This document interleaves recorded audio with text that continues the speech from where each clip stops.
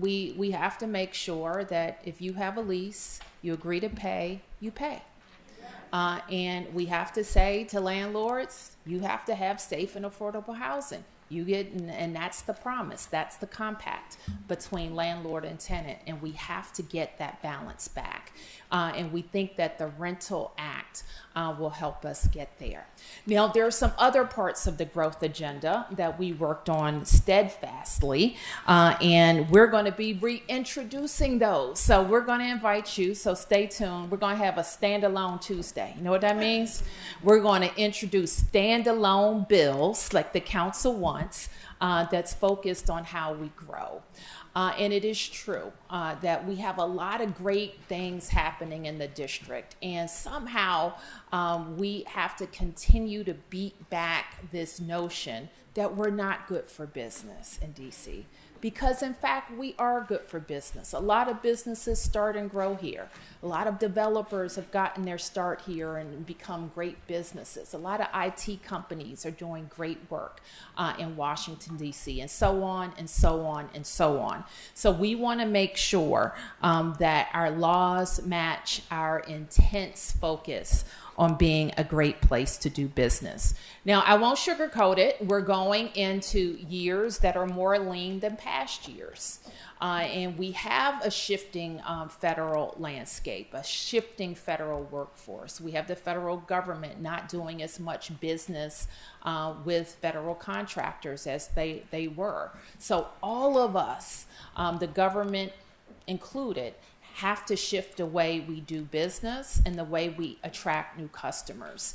And so in addition to focusing on affordable housing and focusing on great development projects, I have really focused our team and our revenues into making sure we are attracting new businesses to the District of Columbia that are going to have good paying jobs and hire DC residents. I know you heard from Deputy Mayor Kine about our talent focus and leading the region and making sure that federal workers are staying in Washington, DC.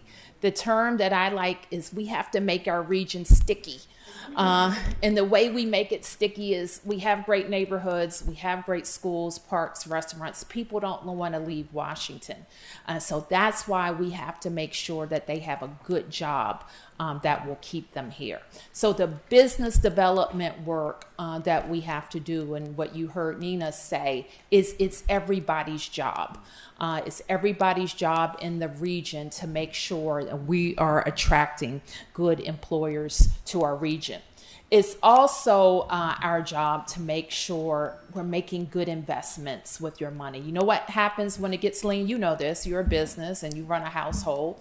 When things are a little bit leaner, the investments are even more important, and they're more important that they work. And so that is our commitment in every budget that we make, every program that we support, to make sure it's delivering for the district. So these are the questions I asked my team. Does this program or investment keep people and families or attract new DC residents?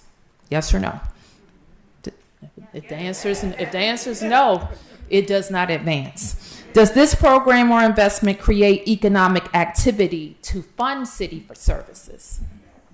If it does, then it moves on. But the opposite is also true.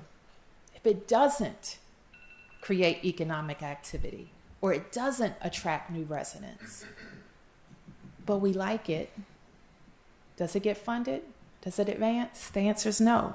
Does this program or investment attract new businesses and create new jobs for DC residents? So that's what all of you do every single day, and that's what you're advocating for every single day.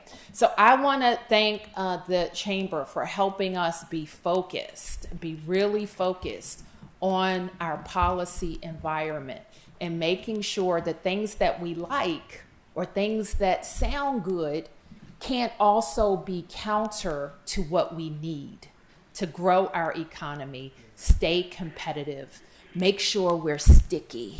Yes.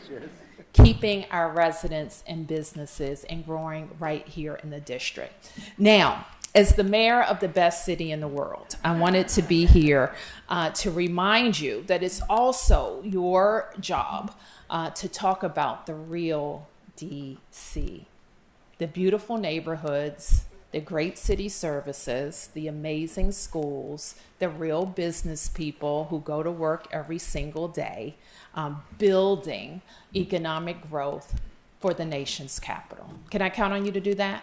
All right, let's go get it.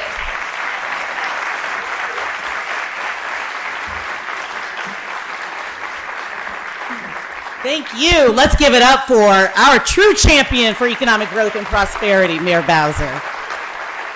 Thank you for those inspiring words, your phenomenal leadership, your strength, grace, poise during these transformative times. So we've had an action-packed morning, but it's been so inspiring to hear from our speakers sharing their insights on how we move our city and region forward. We know we still have work to do, but our future is bright and we are energized. So don't forget to download our State of the Business report. We know our city overflows with talent. We have a highly educated workforce, creativity, and ambition. Our businesses are expanding into emerging industries like IT, tech, AI, life sciences. We have the universities. Thank you, Georgetown University, for hosting us today. We have industries' entrepreneurial spirit that makes DC a hub of innovation, vibrancy, and inclusive economic growth. But we know DC stands at an inflection point, and the call to action from today's leaders and our Mayor Bowser means we must be ready. We must think bolder and bigger, adapt models for these times, diversify our economy, implementing targeted tax incentives tied directly to job creation, diversifying into these emerging industries, modernizing government, business attraction, using data-driven impact analyses for smart decisions. So while we are facing headwinds, let's use our strength and fortitude to propel us forward. We must build our future, a future of innovation, entrepreneurship, and growth, and together we can do it. So thank you all for coming, spending your morning with us, investing your time and ideas. Thank you to our elected officials, our Mayor Muriel Bowser, deputy mayors who are here. Thank you, Georgetown, and all of our sponsors. The DC Chamber is your partner, and we invite you to join us in shaping what comes next for our city and our region. And I would be remiss if I did not talk about our 2025 Chamber's Choice Awards and Gala on Thursday, November 6th at the National Building Museum. Sponsorship and individual tickets are available now for this extraordinary evening honoring the bold thinkers, innovators, and change makers who drive our city forward. Together, let's celebrate the dynamic small businesses who are the backbone of our city and the powerhouse corporations that make DC grow and thrive. Yeah. Okay. And the honorary lineup includes Brian Kenner from Amazon, JP Morgan Chase, Cornick Construction, Cedar Hill Hospital, and we have a few surprises, so you won't want to miss it. This is a night you must be in the room. So head to dcchamberschoice.com to learn more. The gala is chaired by Mary Goldsmith of RSM and Brandon Todd of Washington Gas. So, ladies and gentlemen, thank you again for your partnership and being here. Enjoy lunch and more networking. Good afternoon.